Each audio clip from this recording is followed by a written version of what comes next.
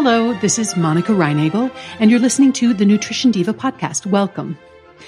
When the U.S. economy and society abruptly shut down in March 2020 due to a global pandemic, food shortages were common as supply chains temporarily collapsed.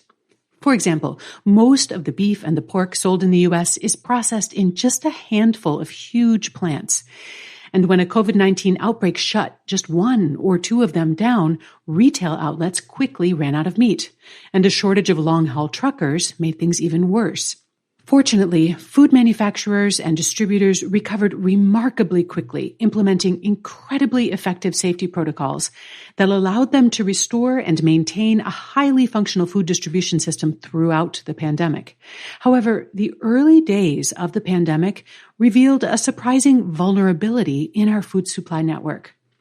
The U.S. is a large country, both in population and in territory, and yet our food system is highly centralized. It's also highly efficient. That's one of the reasons our food costs are among the lowest in the industrialized world. One way the food industry boosts efficiency is through various agricultural technologies that increase the yield or the output of every square acre that we farm. Another is economy of scale. It's more cost-effective for one farmer or company to farm 1,000 acres than it is for 10 farmers to farm 100 acres each. And another way that we keep costs down is to reduce redundancies in the networks that supply, transport, and sell our food to us. But another word for redundancy is backup. And when a system has no redundancies or no backup systems, that entire system becomes only as strong as its weakest link. When our national food systems broke down temporarily, many people sought out new relationships with local growers and suppliers. Participation in community-sponsored agriculture, where people buy shares in small local farms in exchange for a weekly box of whatever's being harvested that week, shot up.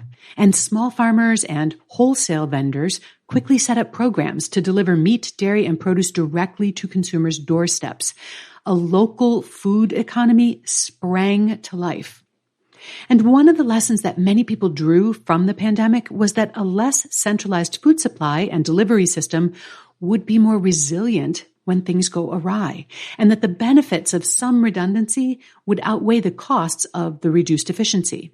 But while the local food movement may have gotten a big boost from the coronavirus crisis, it's been around for a long time, and one of the chief articles of faith among so-called locavores is that eating local reduces the carbon footprint of our consumption and is therefore more sustainable.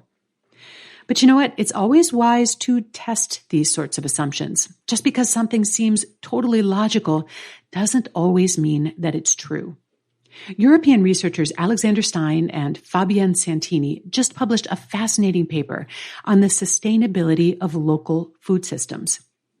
In the political discussion, they write, the promotion of local food systems and short supply chains is sometimes presented as a means to increase the resilience of the food system, and it's also suggested as a means to improve the environmental footprint of the food system. End quote. So in their paper, they've reviewed the scientific literature on the environmental, the social, and the economic aspects of sustainability, and they reach some surprising conclusions. First off, is eating local actually easier on the environment? When consumers try to eat local, they often focus on how far their food has to travel from its source to their plates. You might remember a popular book called The 100-Mile Diet, which exemplified this approach. Barbara Kingsolver's best-selling Animal Vegetable Miracle is another example. And one assumption behind this trend is that eating locally will lower the carbon footprint of our diets. However, this is not necessarily the case. For one thing, shipping large quantities of foods in cargo ships or trains may actually burn less fossil fuel than transporting the same amount of food across much shorter distances in hundreds of small trucks. And now, just consider thousands of consumers driving to farms one by one in their cars to pick up their local food. This thinking also assumes that transporting food is the only or even the primary factor in how much carbon is emitted in the production of that food. But in fact, food production can produce a lot of greenhouse gases prior to this final leg of the journey. In fact, Stein and Santini conclude that the carbon footprint of your diet depends a lot more on what types of foods you choose than it does on how many miles they travel to reach your plate. As a rule, plant foods are less carbon intensive than animal foods. But the same crops can have vastly different carbon footprints depending on the farming methods that are used. Also, highly processed foods are more carbon intensive than minimally processed foods. So theoretically, a highly processed plant-based food could potentially rival a minimally processed animal food in terms of carbon footprint.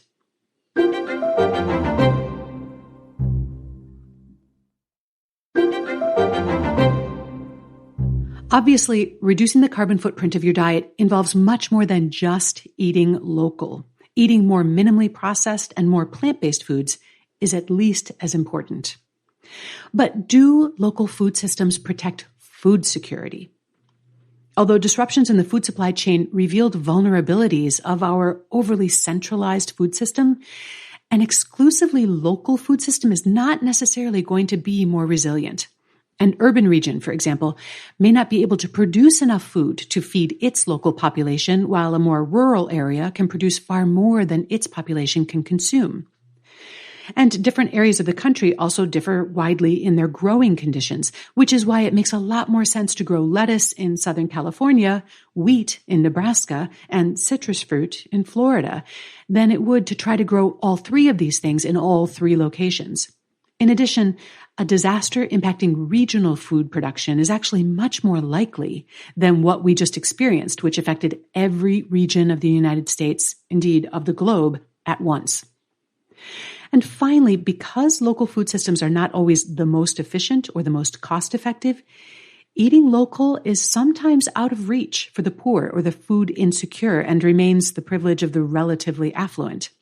A diversity of food sources, including both regional and national supply chains, might be the most resilient food system, as well as the best way to ensure food security. Now, Stein and Santini did find evidence to support the idea that local food systems can make our communities stronger. When consumers buy from local growers, they're more likely to have a personal connection to them, and this fosters a greater awareness of the value of the work involved in producing our food, as well as the challenges. Participants in the local food system may be more invested in protecting the local environment and their communities, and local food systems can also create local jobs and support the local economy. But keep in mind that for the farmer, selling locally is not always the best deal. Sometimes they can make a better living selling their crops into a national or even an international marketplace. I think Stein and Santini have done us all a service simply by taking a closer look at this intuitive notion that eating locally must be more sustainable. As they conclude in their paper, local food cannot simply be equated with sustainable food. It neither can ensure food security, nor does it necessarily have a lower carbon footprint. In terms of social sustainability, local food systems are not necessarily more resilient, but they can contribute to rural development and a sense of community. Clearly, local farmers play an important role in our food system and in our communities. But there's a lot more to building a sustainable, resilient, and equitable food system than simply patronizing our local farmers markets. So what do you think? Drop me a line at nutrition@quickanddirtytips.com or come visit me on the Nutrition Diva Facebook page. If you'd like to read the entire paper that I've been discussing today, I've included a link in the show notes, which you'll find at quickanddirtytips.com. The Nutrition Diva Show is written and researched by me, Monica Reinagel. It's edited by Beata Santora. Our producer is Nathan Sems, and our team at Macmillan Audio also includes Michelle Margulis, Emily Miller, Claire Freeman, and our director, Kathy Doyle. Thanks so much for listening, and remember to eat something good for me.